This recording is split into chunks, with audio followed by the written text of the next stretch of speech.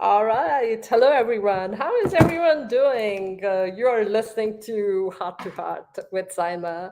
It is the podcast show which searches for that courageous person within us who wants to be inspired by listening to stories of ordinary people who are doing extraordinary things. I'm Saima Dillon, your host. Thank you so much for taking the time out of your day to be here. So, without waiting anymore, without wasting any time, let's dive right in. And before I bring my guest, my amazing friend Nancy, on, I just want to share a little bit about what we're going to be talking about today. It's a subject that usually no one wants to talk about. It is sexual violence, sexual uh, violence, which continues to be a significant problem in the United States. And it's important to remember that a person can be victimized by sexual assault at any age, and it can be any gender, male or female. Children and teens are at the highest risk of being victimized, and people may experience more than one sexual assault within their lifetimes.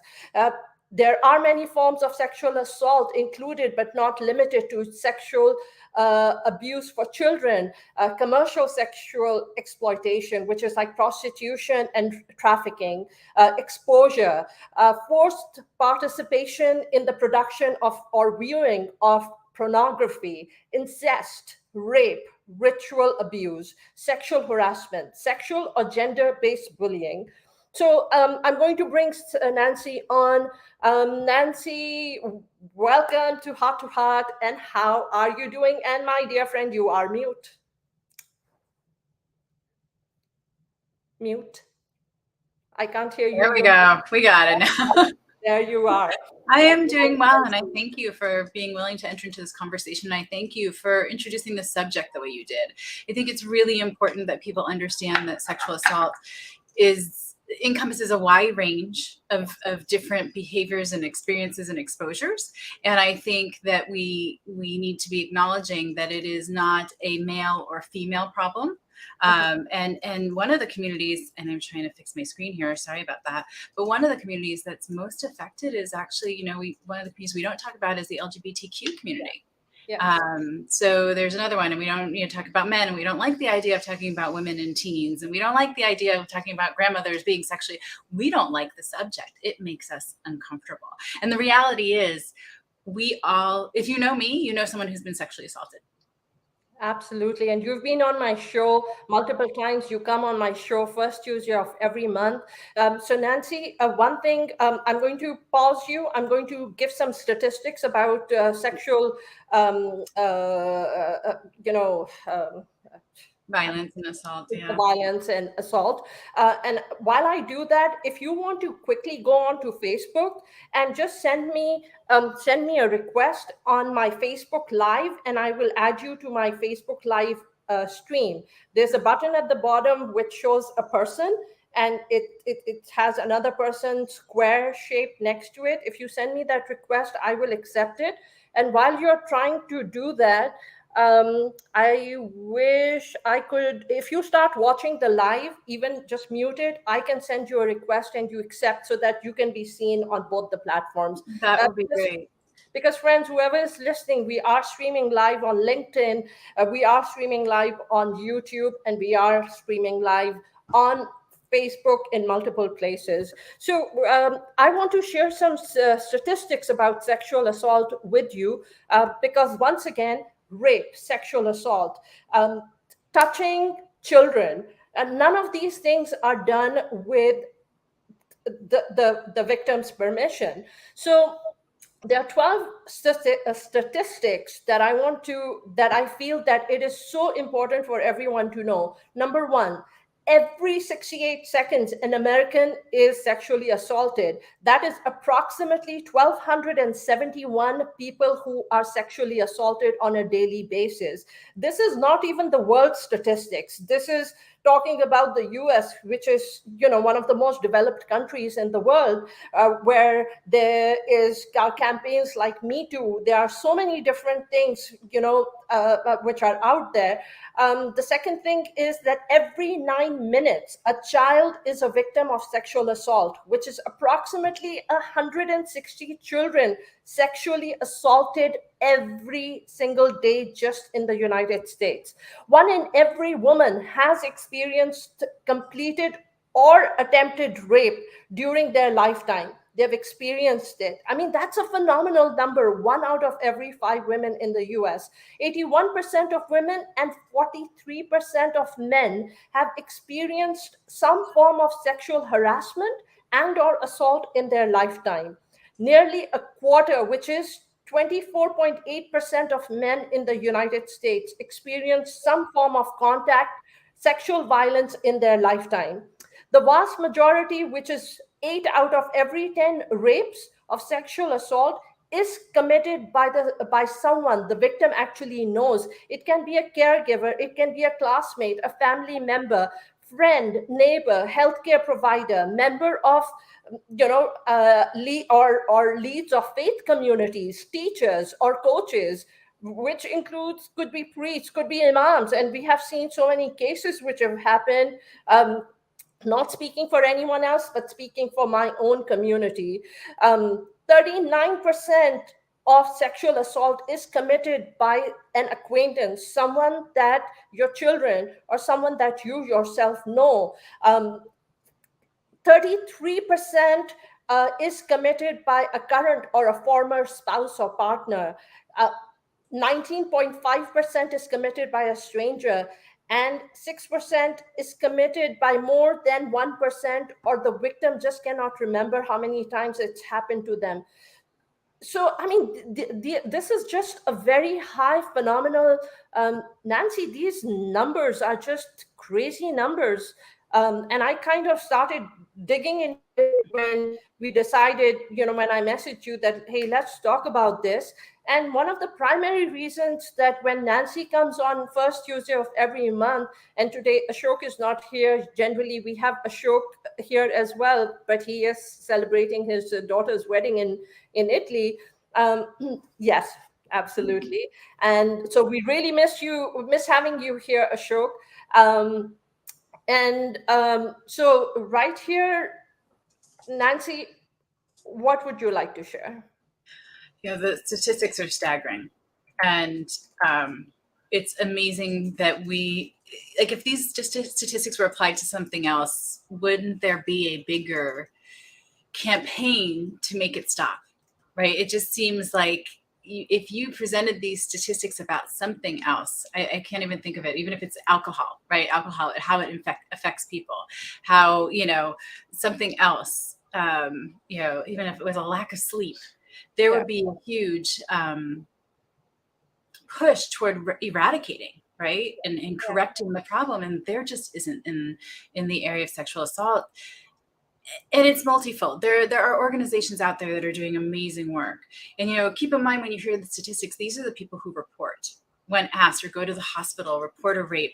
These are the people who say yes to the question. So the numbers that's really happening are maybe higher and are likely higher. So they are higher, actually. I apologize for interrupting you, Nancy. But they are higher simply because most sexual assaults, rapes, most of them are actually not registered. So what helped was the Me Too movement, which gave courage to a lot of women to come forward and to actually register it. Otherwise, most people don't register it. So the numbers must be much higher than than what we know.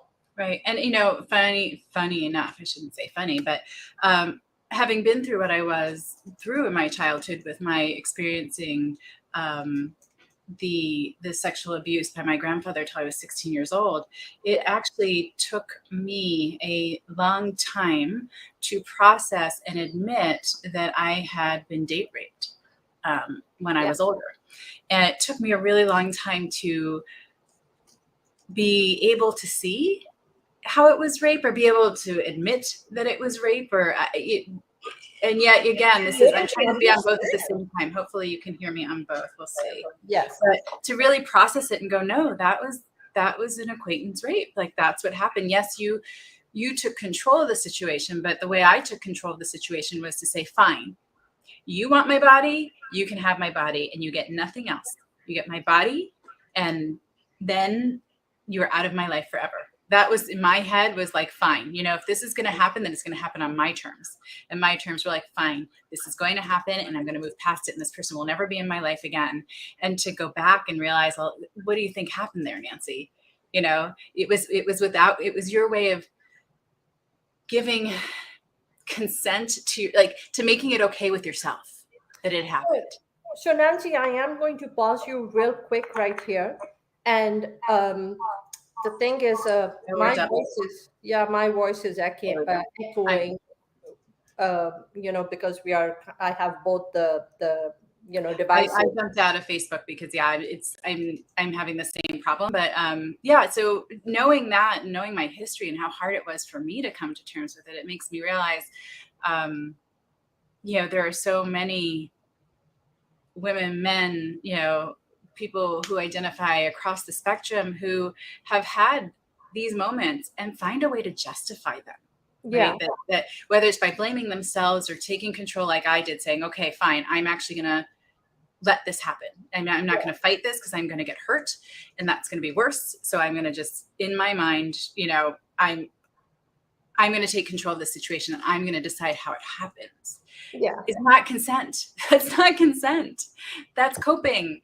That's survival, Well, I mean, there are some, the thing is, with sexual assault, when someone is, whether it's a woman or a man, is touched without their permission, it's a lifetime of trauma. There's depression, there's anxiety. There are so many different things which are experienced by individual people. I mean, and I know men too, Nancy, who were abused by people who were close to them, people whose like stepfathers, you know, people who, the environment that they live in, people who are around them, people who are trusted, right? And I think that's one of the scariest statistics, and I'm sorry to interrupt you, is that when you look at the statistics, everybody thinks of the, dark, evil shadow in the dark. But it's not. It's someone. It's not. It's more likely that you or someone is assaulted by someone within their world. And you hear of things like, one of your statistics was about someone who is currently a spouse or partner, or, currently or was a spouse or partner by a family member, someone in their community. We're the church. Right. We are, conditioned to look over our shoulder for the person who makes us feel like something bad is going to happen. Yeah. But we're not ever told, like, hey, people in your environment, we don't want to scare everybody and say, hey, people in your environment are dangerous.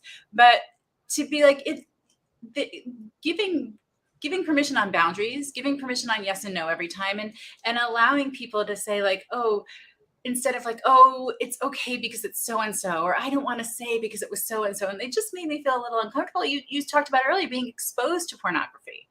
It's not even an act of something, happening to you physically. It's exposure to certain things, right? And so people, it's no, it's all under that same umbrella of sexual assault. And I know it makes people uncomfortable. But nobody wants to talk about it, right? No, everyone wants to, put it under the rug, just hush, stay quiet. Even if your kids are being impacted, but nobody wants to talk about it. And it is something that we need to openly talk about it. We need to create an awareness. We need to let our children know that if someone tries to touch you in a way which is inappropriate and that makes you uncomfortable, then that right there is something you walk away from. You create noise that it doesn't matter how someone else would feel. It doesn't matter if someone else would be okay with it. And to everyone in every step of their life to know, like, you have a right to make a choice, even if, and I'm going to use the spousal and partner situation, I'm married. It doesn't mean that I'm always going to consent to sex. I get to say yes or no every time. You know, that's that. So And even if you say yes, at any point, if you choose to say, you change your mind and you choose to say no, it needs to stop right then and there. right, Because otherwise it turns into a sexual assault. And understanding who and who can give consent, right? And when you can give consent. So if I've been drinking, I can't give consent if I'm altered. If you're a certain age, you just can't give consent. At 5 years old, I couldn't have given consent. It would not have been, legal consent, and certainly not. People can give themselves the idea and make themselves feel better that she said yes or she didn't say no. But how many stories have we heard of someone who's attacked and they freeze? They lose their voice. They can't fight. They don't run. And they blame themselves afterwards typically. But you can't always say no. But if I'm not saying yes, then you know what? Let's check in with one another. Hey, are you okay with this? You still feel comfortable with this? Right? There's so many fine lines, Nancy. According to statistics, 15% of the majority of sexual assault victims are under 30 years of age. 15% are between the ages of 12 and 17. 54% are between the ages of 18 and 34. 28% are between the ages of 35 and 64, and 3% above the age of 65 plus. So, and who, like maybe 18 to something we're reminding people, but 30s and 40s, I think in those age groups, most people are thinking it would be don't walk on a dark street. 65 plus? Well, I'm saying like at that age, even at my age at 49, right? Yeah. Am I really thinking about the dangers of the people around me? Or am I worried about not parking under a street light when I go somewhere, having somebody walk me to my car? And that person might end up being the person who victimizes me. I'm not saying we can't walk around scared of everyone around us, but I think we look at sexual assault in a very narrowly defined way and a very narrowly defined group of people who are susceptible to this. And the other thing, and I don't know the exact statistic, but I do know that if you've been sexually assaulted, experienced sexual violence one time, you are much more likely to experience it again. Why is that? I think there is a lot in terms of what happens in the process and how people handle it. So if it's shameful and there's guilt and it's my fault, then, I deserve it. And this is what I'm, kind of thing, or you didn't develop the skills the first time. And so you're still there, you're living in the shadow, or, a lot of people just lose their voice and lose so much of themselves. You were talking about anxiety, depression, there's physical symptoms that go with it, digestive issues. There are, things about trust and trusting your own gut. There's so many things that an assault, a sexual violation causes that make you more susceptible, that really change sort of your mindset and moving forward about your worth and what consent you can and can't give, or if you deserve it. If it's happened once and then it happens again, I guess, well, I must be doing something wrong. I deserve it. Well, so the first thing is that the victim is never responsible for any of it. No. If someone says no, that right there means a no. Right. If I'm wearing a skirt and a tank top, you can be naked. Yeah, exactly. That is not an invitation to dress up as you choose to dress up, because that is your prerogative. The prerogative, it's not that, so let me just share something completely different. I come from a completely different culture. I come from a place where there are a lot of women who completely cover themselves. Right. But even when they are completely covered, they are still sexually assaulted. Not just that, but I'm coming from a culture where you don't talk about sex. You don't talk about, you don't talk about any of these things because it is all taboo. You know why that is? Yeah, It's you not don't talk about about sex. sexual assault at all. But I mean, I myself, growing up, being maybe 7, 8 years old, maybe 10 years old, I remember distinctly where I had neighbors who, when they would see that we were alone at home, they would walk around in their house naked, and they knew that there were children in the house across. Mhm. They would invite children to come, come inside for any reason, and they would tell the girls to come and say, not just girls, boys as well. Yeah. One of the highest rapes rate is for boys being molested. Mhm. So it's an individual problem. It has nothing to do with how a certain individual dresses. It has to do with the mindset and Right. the acceptability. And I think as parents need to teach their children that it is not about women covering themselves. It should be about teaching men and women to respect each other. Right, because the whole thing of a body being covered, it's not about sex, right? What do we know most about rape? And we're speaking mostly of rape, but it's across the board. It's control, Yeah. it's power, you know, there's anger, there's all sorts of other things, but very how we're dressed is not really the issue, because like you said, we can be dressed any way we want, but most assault and sexual violence is not about sex. So yes, we need to be talking And about a it more. lot And of I think, things also repeat. right, and we Most need of to the be, people who do this, yes, yeah, serial offenders, absolutely. I mean, on RAINN, I was looking at the statistics, and I don't want to get them wrong, but I want to say something like only 1 in 4 people report sexual violence. I'm And sure given it's the statistics of how frequently it's happening, it's a yeah. very small percentage that gets reported. So yes, we need to be talking to children. Yes, we need to be talking to one another throughout our lifespans. Because it's not like you said, the statistics go from 18 to, 65. There's a big chunk of the population that experiences, Yeah. sexual violence in 18 to whatever it was, 65. I can't remember the cutoff on that. That's a huge chunk of our population that we just stop talking and we don't think about it. So even at that age, like, think about the shame that goes with being 50 and being raped.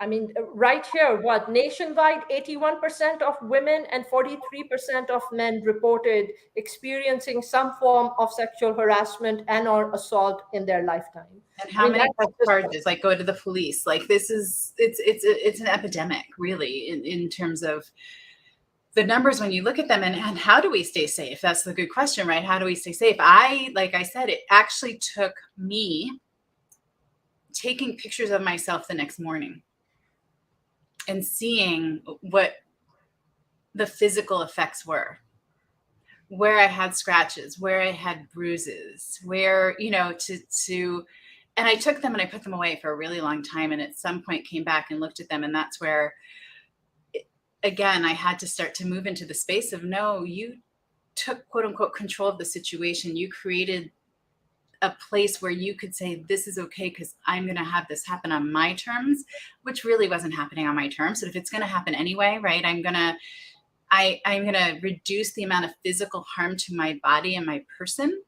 by no longer fighting once I knew that that was not going to work. And it took me time from there, and looking at the pictures of the scratches and bruises on my inner thighs and my arms and, and my shoulders, to really come to the terms of saying, no, I was raped. Yes, it was someone I knew. Yes, it was started off very innocently as friends with nothing more. There was nothing there, and very quickly became a situation that was obviously out of my control and very dangerous. But to be able to say to you that, that was when I was older, right? That's when I was older. And I know in the back of my mind, there was like, you should have known better. This is someone I knew from long ago. They were in town. They were staying at a hotel. I had dropped my stuff in the hotel room at the beginning of the night because I didn't need my coat and I didn't need everything to go to dinner and have a drink, and ended up back in their room and thought there was no reason to be worried. This is someone I knew for years and years and years. And to end that night having been assaulted was never something I saw coming, was never something I considered. I never, ever for a minute until I was in danger thought that I could be in danger. It just, and I know I'm not the only woman out there. And I know, again, it's throughout the lifespan. And being able to talk about it, right? Non-judgmentally. Yeah. Being able to be empathetic, being able to give resources, being able to be in this conversation despite how uncomfortable it makes us, and still hold space for the person who's gone through the experience. But growth happens in the space when you make yourself uncomfortable, right? I mean, Yes. and it's healing. I mean, if you wouldn't have found the courage to come out and to speak about your journey and to speak about your own experience of being sexually assaulted, you wouldn't have found the courage to start healing, to be able to put it behind you. Because it's Well, such and that's the thing. And I think a lot of people would probably have had this experience too a bit. Like, I thought that I had done a lot of healing and growth, right? But there was something to still keeping it all secret in a way. I talked to people around me about it, but there were places and people that I kept it secret from because it felt like it needed to be kept secret. And I didn't realize how much just that one piece, I had healed on so many layers of my on a personal level, that I was holding in shame and guilt and energy that was being sapped from me, and not being able to live a life of being who I truly was, who I am. And all of these experiences that I've been through make me who I am. And so when I first started talking about it, you're absolutely right.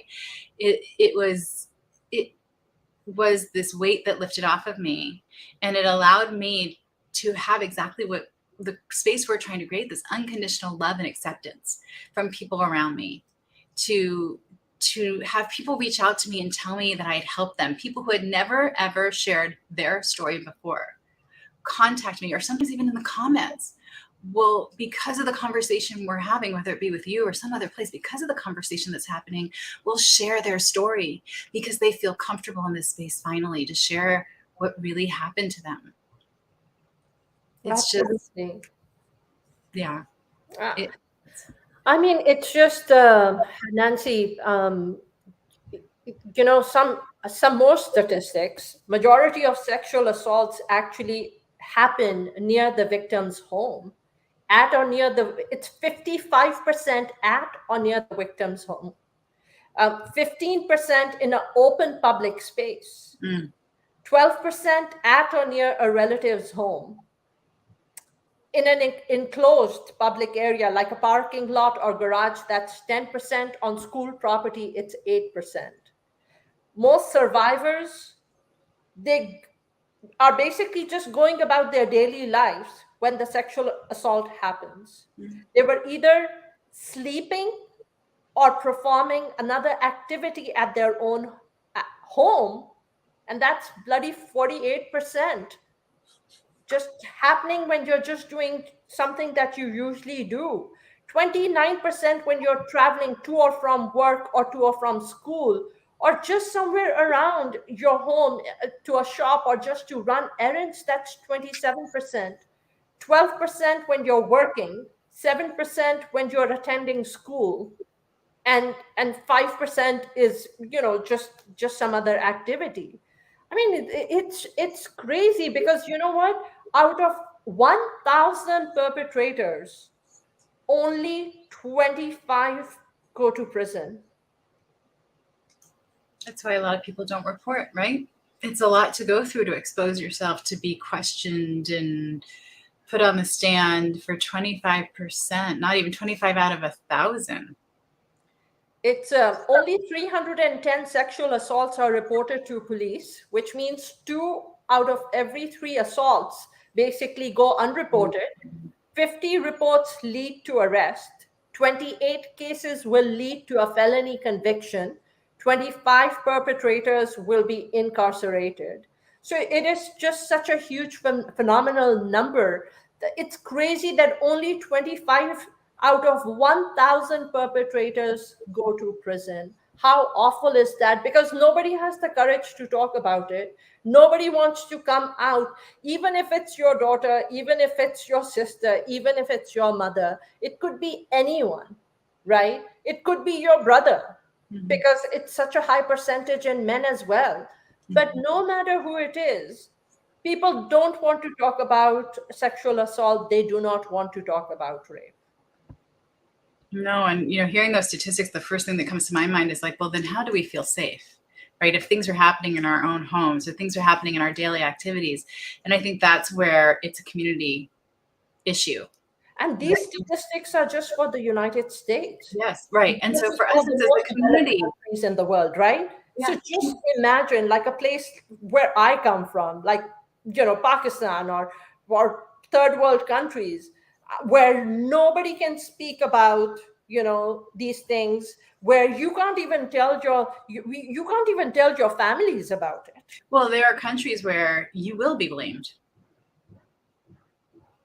There are places where the woman is blamed regardless of Yeah, what the situation is. So I can't even imagine in those cultures, it's so much easier for a perpetrator knowing, right? yeah. That that's not going to come on them to be responsible. And again, how do we feel safe? And to me, it's a community issue. We need to look out for one another. We need to be looking out for one another. We need to be talking about it, because if people feel comfortable reporting and more people are actually prosecuted and go to jail, Yeah. hey, less people are going to do it. Right now, hey, I've got a pretty good chance of getting away with this. It's a matter of trusting our guts and not worrying about the shoulds. Like, oh, well, it's going to start a problem and I shouldn't say it, or it's going to make things uncomfortable. And it, yeah, it's uncomfortable, and it's uncomfortable for the person who's gone through it to have to keep putting up whatever face that is in the situation over and over again with someone who may have assaulted them. It's an uncomfortable situation no matter what. And the reality is we have to shift the discomfort into the place that moves us forward and into growth, instead of what is holding us back and in the dark and in shame. Well, RAINN is the nation's largest anti-sexual violence organization, Mhm. RAINN, created and operates the National Sexual Assault Hotline. And the Mhm. hotline is 1-800-656-HOPE, And it's HOPE. completely anonymous, completely anonymous.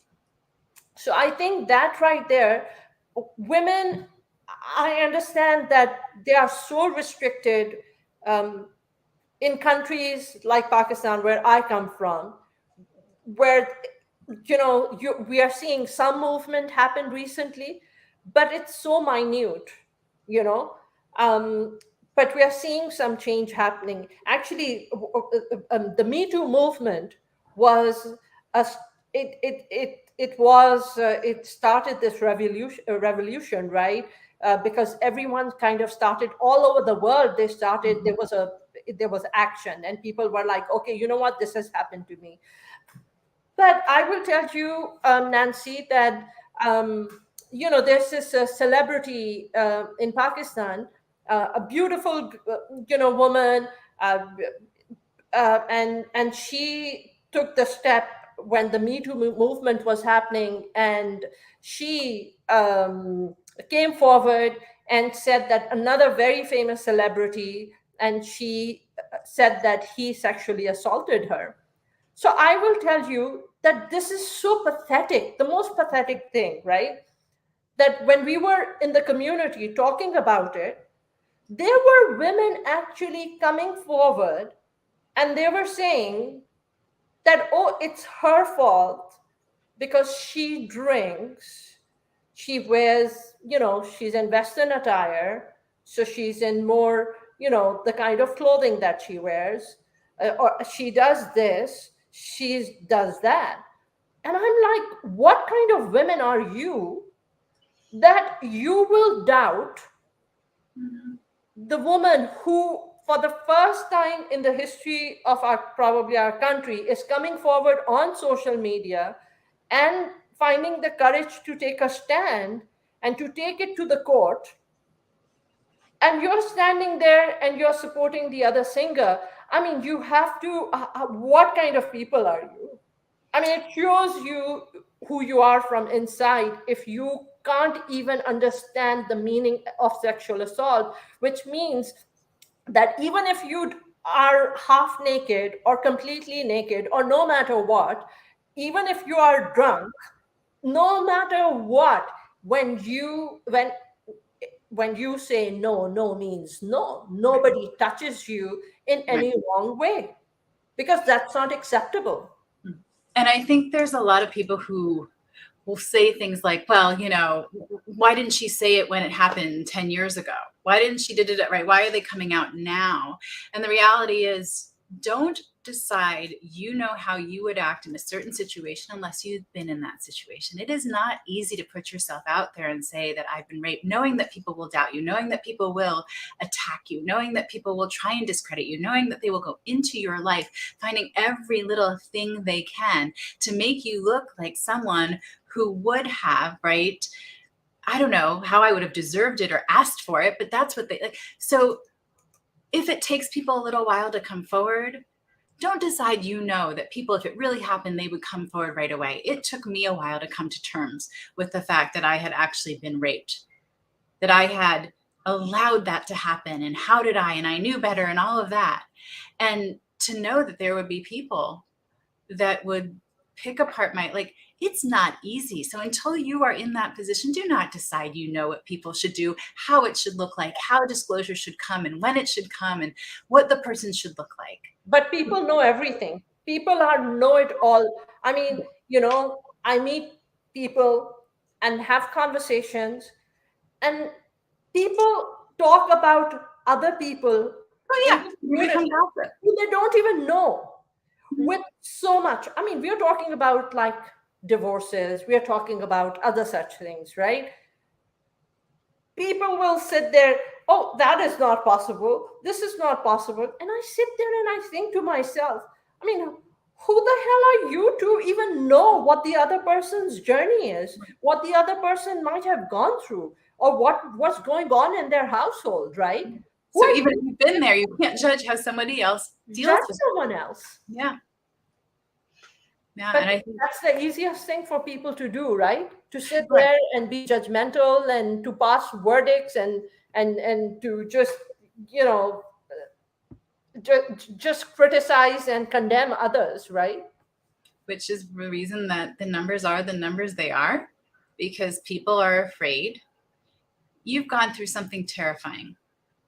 You're already having your own feelings about it, which are trauma-based reactions, Yeah. guilt, shame, all of that stuff, depending on who it is, right? Again, another layer of, well, I'm going to upset everybody, or I'm going to lose my job, or whatever is going through someone's mind.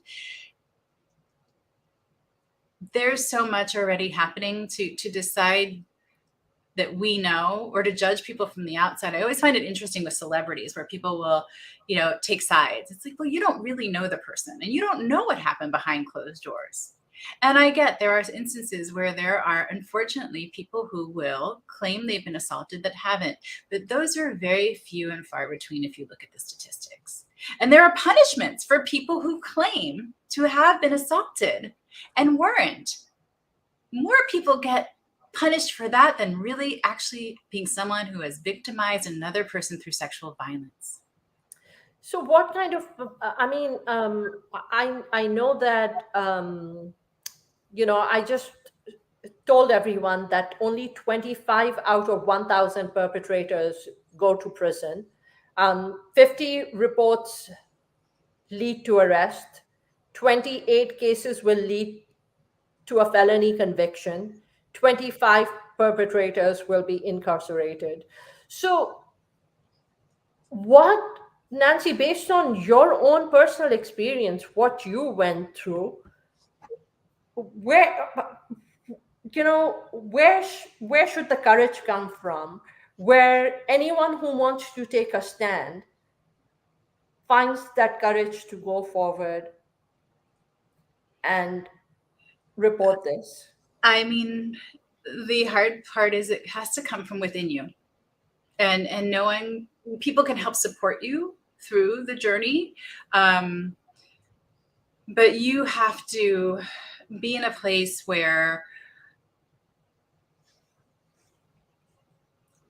for me, understanding that I was victimizing myself over and over again, I was potentially allowing someone else to get hurt, where the known of what I was going through versus the unknown. Listen, all of those women, over the 300 and something that report, they go through being interviewed and interrogated and their lives being dug up and nothing happens. It's not a fun And thing. that interview right there, sitting there talking about what you went through, justifying yourself to everyone, that right there prevents the vast majority of people from going forward.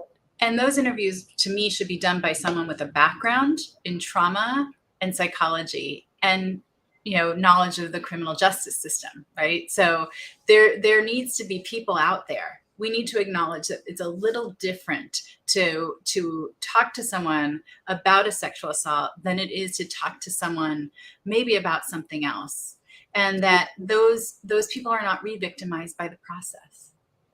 The vast majority are under the age, are between what, 12 and 35. That's the vast majority.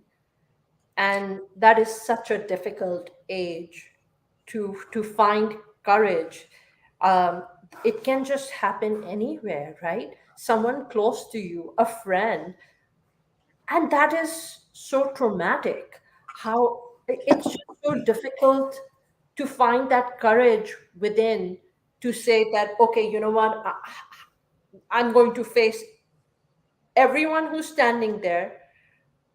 And you yourself feel you're the victim, right? So you are feeling devastated internally. Well, and it's going, I think, from that victim mentality to survivor to thriver. And it's reconnecting with your gut of like, okay, I didn't trust my gut about this person, so now maybe I don't trust. No, like you know your internal truth.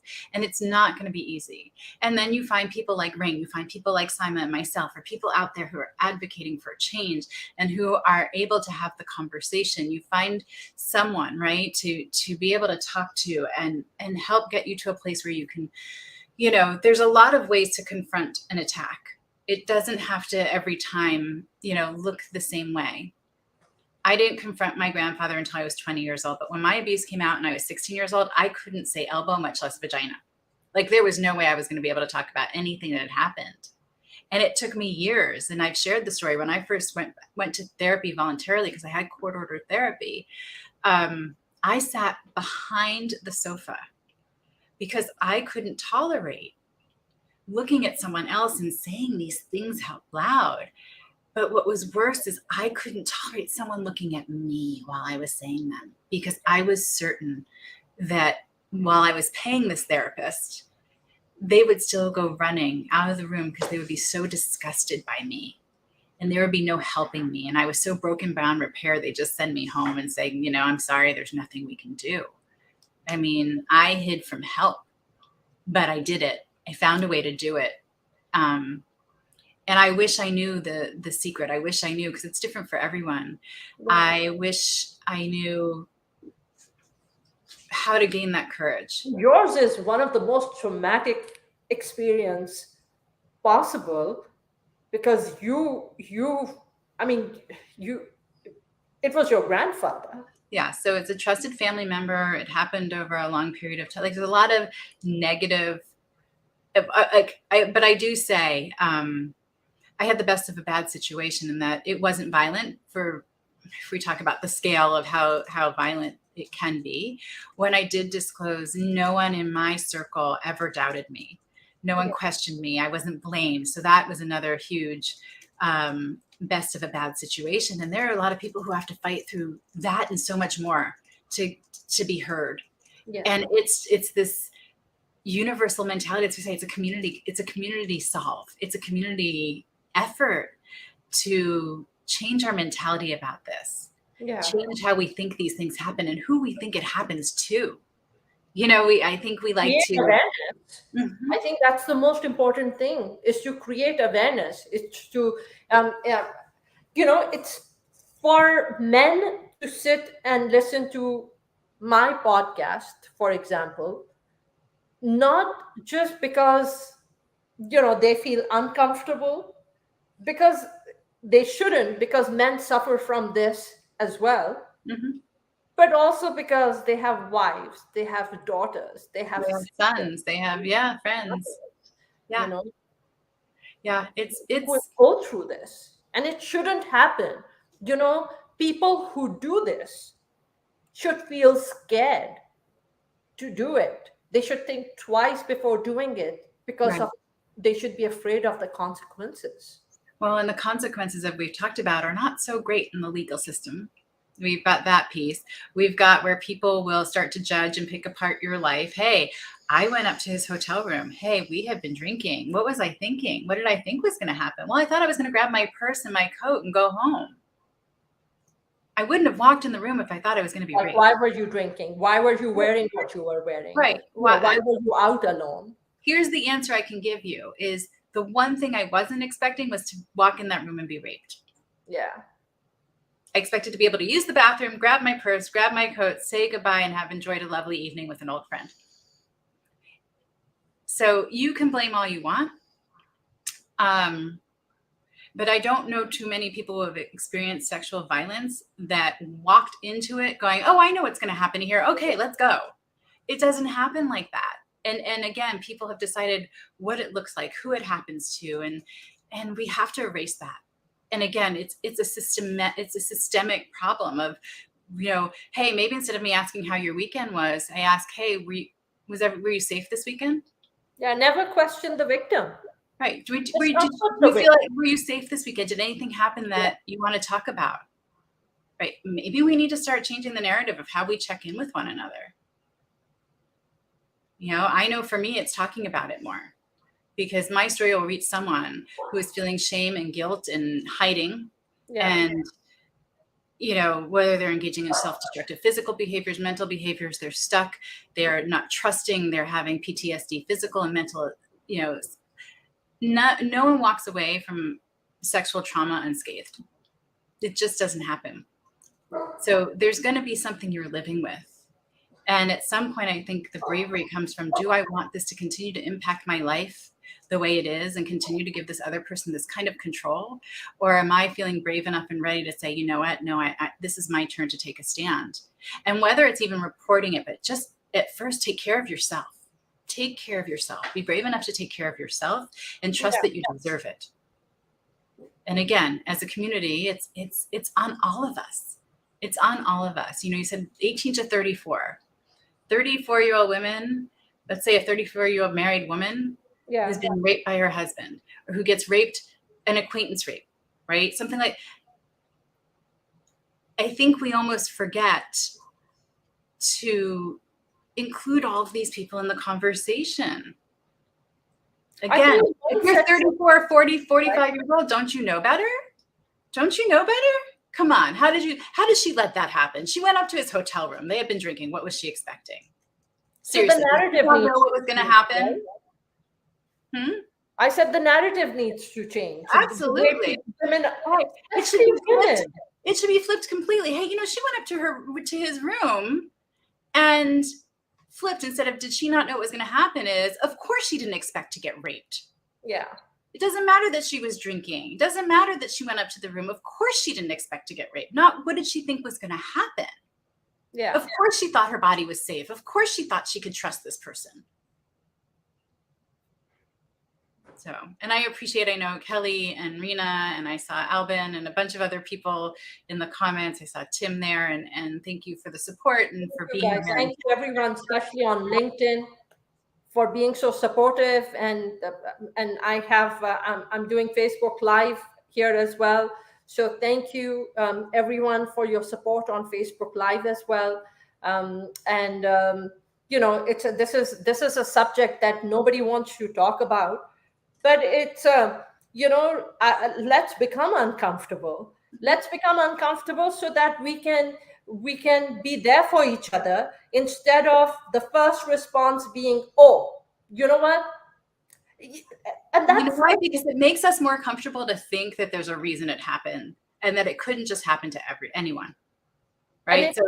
It can happen to anyone. But if we say it's because he was drinking, it's because he was dressed, well, I'm not going to go out and drink and dress like that, and I'm not going up to anyone's hotel room, so I'm safe. It doesn't work like that. And again, I want to remind people that you can do things even terrified. We are powerful beings that can do amazing things. So you don't have to feel 100%. You can be scared, you can be afraid, and you can still take care of yourself. You can still find that brave piece of you, that piece that needs to be honored and heard and taken care of, because it's never going to be without fear.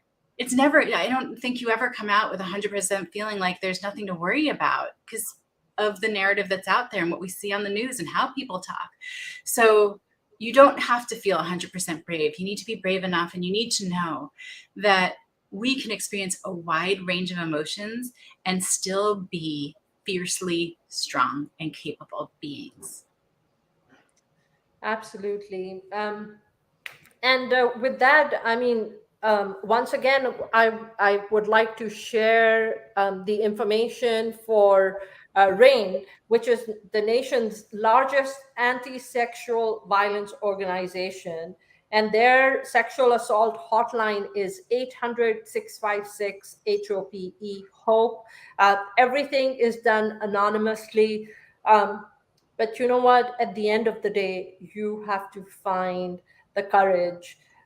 Courage has to come from you. Courage no one else can give. Courage has to come from you to take that step. And I have so many men who are watching my podcast on Facebook Live right now, and I would once again like to, repeat myself and say that yes, it's a higher number of women who do get sexually assaulted, but it's still a very high number of men who are sexually assaulted as well. So please I think be fewer men aware. even report, Don't honestly. leave your sons. Don't leave your young brothers. Don't leave your Don't leave anyone you love to don't become a leave victim of sexual assault. men, women. Don't leave children that you love in the presence of whether it's priests or imams or family members. Don't blindly trust anyone thinking that something cannot go wrong. Always be vigilant. Have open conversations with your children. Don't We got to come out of this that you can't talk about you can't talk about sex with your children. Get out of that uncomfortable place and become comfortable having these uncomfortable Yeah. discussions so that you can create a relationship and a rapport with your children and with your siblings, so that they if something which is uncomfortable that happens to them, they feel that it's okay for them to talk to you about it so you can do something about it. It is so important. Nancy? Can I add two quick things? I know we need to end, but it's also for people who are talking to children or younger folks. It doesn't have to be solely like a sexual conversation. It's a boundaries conversation. It's about your body is your body. You get to say yes or no. And every time it can change. And it doesn't matter who it is. It could be mommy, daddy, your priest, your teacher, your whoever it is. And the second piece of that is you're leaving with caregivers or clergy members or anyone, let that person know that you talk to your child about these things, and your expectation of them is, if my child comes to you to say something, to share something, that you receive them with unconditional love and acceptance. You let them know that we are so proud of them and that we are going to take care of this together. Two reasons. First of all, that initial disclosure is so important for setting the stage for what comes next and for healing. Secondly, if you're talking to people and they know you talk to your kids about these things, they're less likely to try and victimize your child because it's not as safe as another child. And finally, I want to thank everyone for being here. But if you know someone who would benefit from hearing this, if you suspect there's someone in your world that would benefit from hearing this conversation, please share this show. Please share this link. There are people out there who are suffering in silence. And even if they're not ready to disclose or tell anyone, at least knowing they're not alone in their feelings and their experience is a huge piece of supporting one another. Become uncomfortable. It's okay. Have open conversations. Let your children know that it's okay for them to come to you. Let them feel that, you know what, they trust, create this relationship with the children, feel comfortable enough to come to you and share with you whatever their experiences might be. if you are constantly just always going to be that parent who will always just keep telling your child that you're wrong, you didn't do this right, what are you doing, this is against the culture, this is against the religion, you know what? Give your child space to grow, to become each and every one of us individual 7 billion plus population is, we are all unique people, we are all meant to be different, we are all meant to be unique in our own individual ways. Establish relationships with your loved ones where you can have open conversations, where your loved ones can come and tell you if something wrong is being done to them and boundaries are being crossed, like Nancy said. It And is check so. yourself. Are you really ready to unconditionally love and accept the people in your life, no matter People what think they that share? you're loving unconditionally, but you actually don't. You think that your love for your children is unconditional, but it's actually not, because you constantly want to just keep parenting and expect that the child should just always listen to you. But you know what? Instead of doing that, start listening to what your children are telling you, because there's so much that you can learn about your child if you actually listen. Children are some of our greatest teachers if we're willing to listen. Your children are your mirrors. I think children come into our lives to make us better human beings, because my children are my biggest critics, but they're my biggest supporters too. They're my biggest well-wishers too. They constantly point out, Mom, you're doing this wrong. Sometimes I really get tired of it, because it's like, oh my God, the more I work on myself and self-reflection and The work, more work there is to do. the more work there is to do. My goodness, how many problems. But how flawed am I? We're all flawed. We're all flawed. It's okay. Well, on that note, I do appreciate everyone who's been watching. Thank you all. And let's see. So we are going to end the show. Wow, we have 63 messages on LinkedIn. So thank you all on LinkedIn for all your support. I'll try to go there. I have been kind of MIA from It's LinkedIn, okay. but different phases of life. And but I do appreciate all the support from LinkedIn. Thank you to all you amazing people who are out there watching, supporting us, being a part of the podcast. Nancy, thank you for your courage. Thank you for, I know you are going through a hard time, so thank you for reviving, for coming out of that difficult phase that you are going through. We are here for you always. And like Nancy said, if you think the show can help someone, please do share it, because that's what it's about.